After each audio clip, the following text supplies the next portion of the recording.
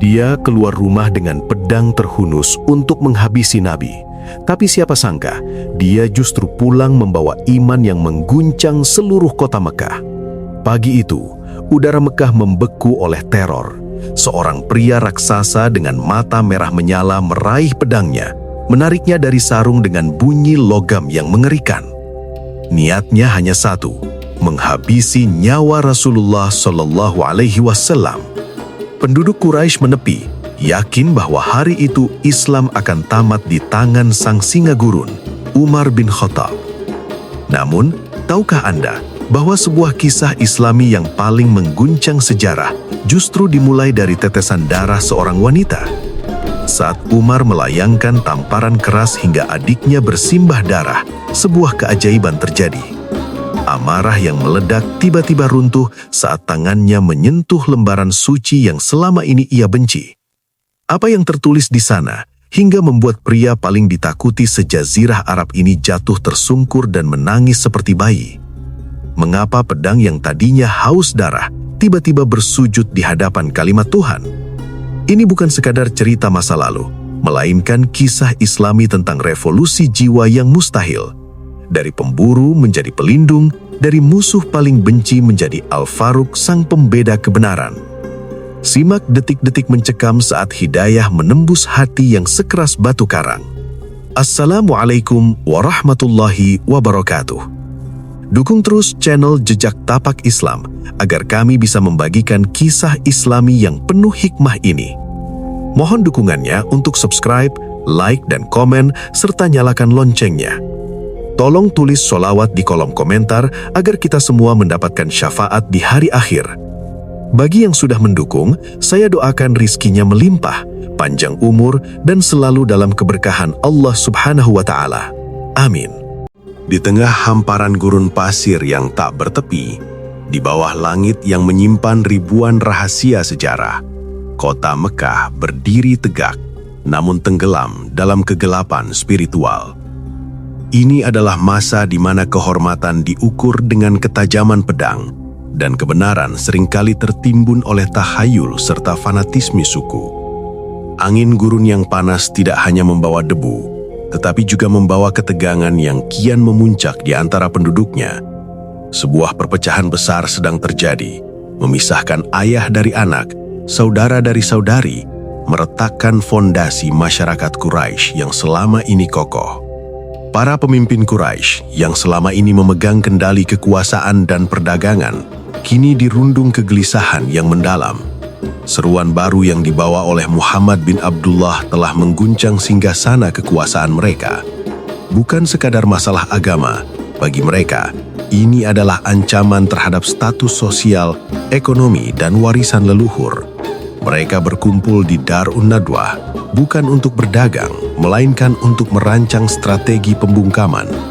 Bisik-bisik kebencian menyebar cepat, mencari sosok yang cukup berani dan cukup gila untuk menghentikan dakwah ini selamanya. Di antara para penentang itu, ada satu nama yang membuat nyali kaum muslimin di masa awal menciut. Umar bin Khattab, sosok yang dikenal dengan temperamennya yang berapi-api, kekuatannya yang melegenda, dan loyalitasnya yang buta pada tradisi nenek moyang. Umar bukanlah pria sembarangan. Langkah kakinya menghentak bumi dengan penuh otoritas, dan tatapan matanya setajam elang yang siap menyambar mangsa. Bagi Umar, Islam bukanlah cahaya, melainkan penyakit yang memecah belah persatuan suku Quraisy yang ia banggakan. Fisiknya ditempa oleh kerasnya kehidupan gurun dan disiplin seorang petarung. Tidak ada yang berani menatap matanya terlalu lama. Ia adalah benteng pertahanan tradisi Quraisy yang paling kokoh. Kekuatannya adalah kebanggaan sukunya, namun bagi para pengikut Nabi, bayangannya adalah mimpi buruk. Umar melihat perubahan di Mekah sebagai sebuah penghinaan pribadi, sebuah tantangan yang harus dijawab bukan dengan kata-kata, melainkan dengan tindakan fisik yang tegas dan tak kenal ampun. Hari demi hari, berita tentang semakin banyaknya orang yang masuk Islam sampai ke telinganya seperti minyak yang disiramkan ke dalam api. Kesabarannya telah habis. Ia merasa dewa-dewa leluhurnya telah dihina, dan tatanan sosial yang ia junjung tinggi sedang runtuh. Di dalam benaknya yang berkecamuk, hanya ada satu solusi logis untuk mengakhiri semua kekacauan ini. Sebuah solusi radikal yang akan menodai tangannya dengan darah, namun menurutnya akan menyelamatkan kehormatan Mekah. Pagi itu, sejarah mencatat sebuah keputusan fatal. Umar berdiri, dan dengan tekad yang membatu, ia meraih pedangnya. Suara logam yang bergesekan saat pedang itu ditarik dari sarungnya terdengar mengerikan di keheningan pagi. Ini bukan lagi sekadar ancaman kosong. Umar telah memutuskan untuk memenggal kepala sumber dari semua kekacauan ini. Niatnya satu, membunuh Muhammad. Ia tidak peduli dengan konsekuensi perang antar bani yang mungkin terjadi. Baginya, kematian Nabi adalah harga mati untuk kedamaian Quraisy. Ia melanggah keluar rumah dengan pedang terhunus di tangan kanannya, berkilauan ditimpa cahaya matahari Arabia yang mulai meninggi. Setiap langkahnya menyiratkan kematian. Orang-orang yang melihatnya di jalanan segera menepi, menyadari bahwa Umar sedang dalam kondisi paling berbahaya. Aura kegelapan seolah menyelimuti dirinya, seakan malaikat maut sedang berjalan bersamanya menuju target yang telah ditentukan. Di tengah jalan, takdir mempertemukannya dengan Nuaim bin Abdullah, seorang kerabat yang diam-diam telah memeluk Islam. Melihat Umar dengan pedang terhunus dan wajah penuh amarah, Nuaim bertanya dengan suara bergetar, "Hendak kemana engkau, wahai Umar?" Pertanyaan itu bukan sekadar basa-basi, melainkan upaya putus asa untuk mencegah pertumpahan darah yang akan mengguncangkan dunia Arab. Dengan suara menggelegar, Umar menjawab tanpa keraguan, "Aku hendak menumpas Muhammad, orang yang telah memecah belah urusan Quraisy dan membodohi mimpi-mimpi kita." Jawaban itu membuat darah Nuaim tersirap. Ia tahu Umar tidak pernah main-main dengan ucapannya. Jika Umar sampai ke tempat Nabi, maka bencana besar tak terelakkan. Nuaim harus melakukan sesuatu, sebuah pengalihan, apapun itu, untuk melindungi Rasulullah. Dalam kepanikan, Nuaim berkata, "Demi Allah, jiwamu telah menipu dirimu sendiri, wahai Umar. Tidakkah engkau berpikir bahwa Bani Abdu Manaf akan membiarkanmu berjalan di atas bumi jika engkau membunuh Muhammad? Mengapa engkau tidak mengurus keluargamu sendiri terlebih dahulu?" Ucapan ini bagaikan petir di siang bolong. "Keluargaku, siapa yang kau maksud?" tanya Umar dengan geram. "Iparmu, Said bin Zaid, dan adikmu Fatimah binti Al-Khattab. Demi Allah, mereka berdua telah menjadi pengikut Muhammad dan memeluk agamanya," kata Nuaim dengan suara yang berusaha ditahan-tahan. Informasi ini meledak di kepala Umar. Adiknya sendiri, darah dagingnya sendiri, telah mengkhianati tradisi leluhur. Kemarahan yang tadinya tertuju pada Nabi, kini berbelok tajam menuju rumah adiknya. Tanpa membuang waktu, Umar memutar langkahnya. Ia tidak lagi menuju tempat Nabi, melainkan menuju rumah Fatimah. Setiap langkahnya kini penuh dengan rasa pengkhianatan yang mendalam. Bagaimana mungkin racun ini bisa masuk ke dalam rumahnya sendiri? Di bawah terik matahari yang semakin menyengat, Umar berjalan seperti banteng yang terluka, siap menanduk siapa saja yang menghalanginya. Sementara itu, di dalam rumah kecil Fatimah dan Said, suasana begitu damai dan khusyuk. Mereka sedang dikunjungi oleh Khabbab bin Al-Arad, seorang sahabat yang sedang mengajarkan mereka lembaran-lembaran wahyu yang baru saja turun. Mereka tidak menyadari bahwa badai besar sedang bergerak cepat menuju pintu rumah mereka.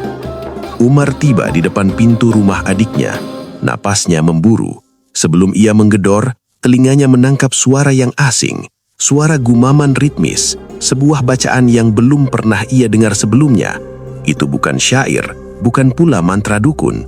Itu adalah lantunan ayat suci Al-Quran. Suara itu sejenak membuatnya tertegun, namun api amarah segera membakar rasa penasarannya. Dengan kepalan tangan yang sekeras batu, Umar menggedor pintu. Buka pintunya. Teriakannya menggelegar, memecah ketenangan di dalam. Penghuni rumah tersentak. Khabbab yang sedang mengajarkan segera bersembunyi di balik bilik rumah. Fatimah dengan cepat menyembunyikan lembaran mushaf di balik pakaiannya. Mereka tahu siapa yang datang. Mereka tahu bahaya apa yang berdiri di embang pintu. Pintu terbuka dan Umar menyeruak masuk bagaikan banjir bandang. Kehadirannya memenuhi ruangan kecil itu dengan teror. "Suara apa yang tadi aku dengar dari kalian?" tanyanya dengan nada mengancam. Fatimah dan Said mencoba menyangkal. Kami tidak mendengar apa-apa, hanya percakapan biasa." Namun Umar bukan orang yang mudah dibodohi. Instingnya setajam pedangnya. "Jangan berbohong," bentak Umar. "Aku telah diberitahu bahwa kalian telah menjadi pengikut Muhammad." Tanpa kendali, Umar menerjang iparnya, Sa'id bin Zaid, dan membantingnya ke tanah. Kekerasan pun terjadi. Fatimah, dengan keberanian seorang wanita Quraisy, melompat untuk melindungi suaminya dari amukan kakaknya yang sedang kalap. Dalam pergulatan itu, tangan Umar melayang dan mendarat keras di wajah adiknya sendiri, Fatimah. Darah segar mengalir dari wajah sang adik. Kejadian itu terjadi begitu cepat, namun dampaknya seakan menghentikan waktu. Suara pukulan itu menggema, diikuti keheningan yang mencekam. Melihat darah mengalir di wajah adiknya, sesuatu dalam diri Umar retak. Amarahnya yang meluap-luap tiba-tiba membeku. Ini adalah adiknya, wanita yang tumbuh bersamanya, kini terluka oleh tangannya sendiri hanya karena sebuah keyakinan. Namun, alih-alih menangis ketakutan, Fatimah bangkit dengan tatapan mata yang menyala penuh iman. Dengan suara lantang yang menembus hati nurani Umar, Fatimah berkata, "Ya, kami telah masuk Islam. Kami beriman kepada Allah dan Rasul-Nya. Lakukanlah apa yang ingin kau lakukan." Pengakuan berani di hadapan pedang terhunus ini adalah sesuatu yang tak pernah dibayangkan Umar. Kekuatan macam apa yang membuat wanita lemah ini menjadi begitu berani menantang maut? Umar terdiam. Pedang di tangannya terasa sangat berat. Rasa malu dan penyesalan mulai merayapi hatinya yang keras. Kekerasan fisiknya telah dikalahkan oleh keteguhan spiritual adiknya. Api kemarahannya padam, digantikan oleh rasa penasaran yang mendalam. Apa isi lembaran itu hingga membuat mereka rela mati demi mempertahankannya? Dengan nada yang jauh lebih lunak, Umar berkata, "Berikan padaku lembaran yang tadi kalian baca. Aku ingin melihat apa yang dibawa oleh Muhammad." Namun Fatimah masih waspada, menolak. "Kami khawatir engkau akan merusaknya." Umar pun bersumpah demi Tuhan-Tuhannya bahwa ia akan mengembalikannya setelah membacanya. Namun itu belum cukup bagi Fatimah. "Engkau najis dalam kemusyrikan," kata Fatimah tegas. "Dan Al-Quran ini tidak boleh disentuh kecuali oleh orang-orang yang suci. Mandilah terlebih dahulu." Ajaibnya, Umar yang angkuh itu menuruti perintah adiknya. Ia membersihkan diri, sebuah tindakan simbolis yang tanpa ia sadari sedang membasuh kotoran jahiliyah dari jiwanya, mempersiapkan wadah hatinya untuk menerima kebenaran. Setelah bersuci, Fatimah menyerahkan lembaran mushaf itu kepada Umar. Tangan yang tadi pagi memegang pedang untuk membunuh Nabi, kini gemetar menyentuh firman Tuhan. Ruangan itu hening, hanya ada suara napas Umar yang tertahan.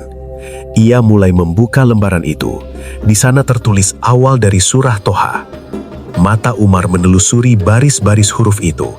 Ia adalah seorang yang fasih berbahasa Arab, seorang ahli syair yang mengerti keindahan bahasa. Namun apa yang ia baca ini melampaui syair manapun yang pernah ia dengar. "Toha, kami tidak menurunkan Al-Quran ini kepadamu agar kamu menjadi susah." Setiap kata menghantam dadanya seperti palu godam, meruntuhkan tembok kesombongan yang selama ini ia bangun. Tetapi sebagai peringatan bagi orang yang takut, Umar merasakan sensasi yang aneh, sebuah ketakutan yang bercampur dengan kerinduan, sebuah keagungan yang membuatnya merasa sangat kecil. Ia sampai pada ayat, "Sesungguhnya aku ini adalah Allah, tidak ada Tuhan selain aku, maka sembahlah aku dan dirikanlah solat untuk mengingatku." Kalimat itu mengunci jiwanya. Otoritas absolut dalam kalimat itu tidak mungkin berasal dari manusia. Pedang di pikirannya telah jatuh, digantikan oleh ketundukan total. Seketika itu juga, kebenciannya lenyap tanpa sisa. Umar mengangkat wajahnya, air mata membasahi pipi dan jenggotnya. "Alangkah indahnya dan alangkah mulianya perkataan ini," bisiknya. Kalimat itu adalah tanda menyerah. Benteng Quraisy telah runtuh, bukan oleh pasukan perang, tetapi oleh serangkaian ayat. Habab bin Al-Arat yang mendengar perubahan nada bicara Umar, memberanikan diri keluar dari persembunyiannya. Habab berkata dengan penuh semangat, "Wahai Umar, bergembiralah, Aku berharap doa Rasulullah pada malam Kamis lalu dikabulkan untukmu. Beliau berdoa, "Ya Allah, muliakanlah Islam dengan salah satu dari dua orang yang paling engkau cintai, Umar bin Khattab atau Abu Jahal bin Hisham." Mendengar itu, Umar tersentak. Namanya telah disebut dalam doa Nabi. Jiwa Umar kini terbakar oleh api baru, api hidayah. Ia bertanya dengan tidak sabar, "Tunjukkan padaku di mana Muhammad berada sekarang." Ia bukan lagi pemburu yang mencari mangsa, melainkan seorang pencari yang rindu akan sumber cahaya. Habab memberitahunya bahwa Rasulullah sedang berada di sebuah rumah di kaki Bukit Safa, rumah Al-Arkam. Umar kembali ke jalanan Mekah. Pedangnya masih tergantung di pinggangnya, namun tujuannya telah berubah 180 derajat. Jika beberapa jam lalu ia berjalan untuk mematikan cahaya Islam, kini ia berjalan untuk menjadi bahan bakarnya. Matahari sore mulai condong ke barat, mengiringi langkah kaki Umar menuju takdir terbesarnya. Ia tiba di depan pintu Darul Arqam. Di dalamnya, Rasulullah dan para sahabat sedang berkumpul. Ketukan Umar di pintu membuat suasana di dalam menjadi tegang. Salah seorang sahabat mengintip dari celah pintu dan melihat siapa yang datang. Wajahnya pucat pasi saat ia berbalik dan melapor, "Ya Rasulullah, di luar ada Umar bin Khattab dengan pedang terhunus." Kepanikan melanda ruangan itu. Semua orang tahu reputasi Umar.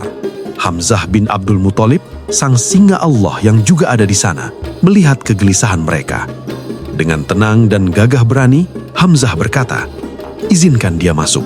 Jika dia datang dengan niat baik, kita sambut.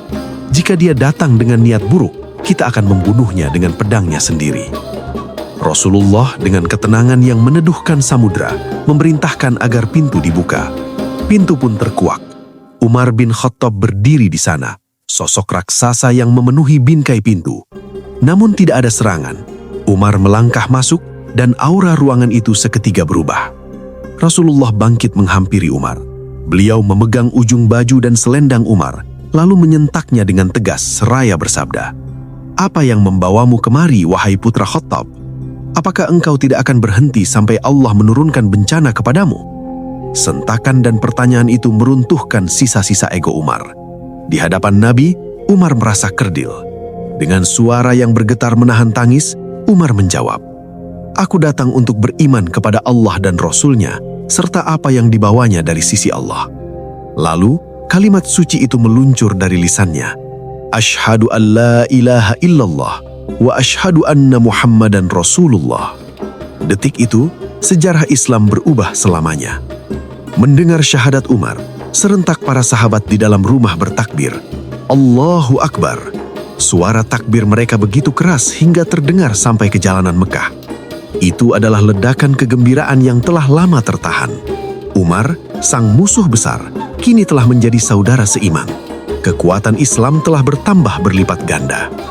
Sifat Umar tidak berubah, hanya arahnya yang berganti.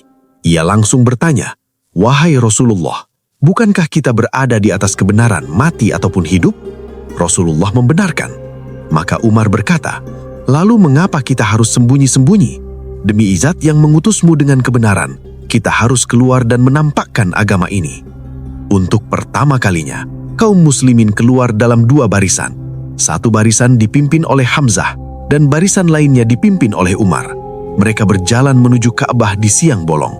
Langkah kaki mereka menggetarkan tanah Mekah. Debu beterbangan seiring dengan keberanian yang mereka pancarkan. Orang-orang Quraisy terbelalak tak percaya. Pemandangan itu bagaikan mimpi buruk bagi mereka. Umar dan Hamzah, dua jagoan Quraisy, kini menjadi perisai Muhammad. Kesedihan dan keputusasaan terlihat jelas di wajah para pemuka musyrik. Mereka sadar, hari ini mereka tidak bisa berbuat apa-apa. Umar telah berpindah haluan, dan itu adalah bencana bagi kebatilan. Di depan Ka'bah, mereka bersujud. Umar berdiri mengawasi, memastikan tidak ada satupun gangguan yang mendekat. Itulah hari di mana Islam diproklamirkan secara terang-terangan. Hari di mana ketakutan berganti menjadi kemuliaan. Rasulullah memberinya gelar Al-Faruq, sang pembeda antara yang hak dan yang batil. Dari seorang pembunuh berdarah dingin yang keluar rumah dengan pedang terhunus, menjadi pelindung paling setia yang siap mati demi nabinya. Transformasi Umar bukanlah sekedar pindah agama, melainkan sebuah revolusi jiwa. Al-Quran telah melembutkan hati yang sekeras batu karang, membuktikan bahwa tidak ada hati yang terlalu gelap untuk ditembus oleh cahaya hidayah. Keislaman Umar adalah kemenangan besar. Sebagaimana kata Ibnu Mas'ud, keislaman Umar adalah sebuah pembebasan, futuh, hijrahnya adalah kemenangan, dan kepemimpinannya adalah rahmat. Pedang yang tadinya diniatkan untuk memenggal leher Nabi, kelak menjadi pedang yang menaklukkan Imperium Romawi dan Persia demi meninggikan kalimat Allah. Kisah ini mengajarkan kita bahwa hidayah adalah misteri ilahi. Seseorang bisa saja berada di puncak kebencian di pagi hari dan sujud dalam ketaatan di sore hari. Pedang Umar jatuh bukan karena kalah duel, tapi karena getaran ayat-ayat Tuhan yang menembus relung jiwanya. Demikianlah detik-detik bersejarah ketika Umar bin Khattab takluk di hadapan Al-Quran. Sebuah momen yang mengubah peta sejarah dunia selamanya. Semoga semangat Al-Faruq senantiasa hidup dalam jiwa kita. Wallahu a'lam bissawab.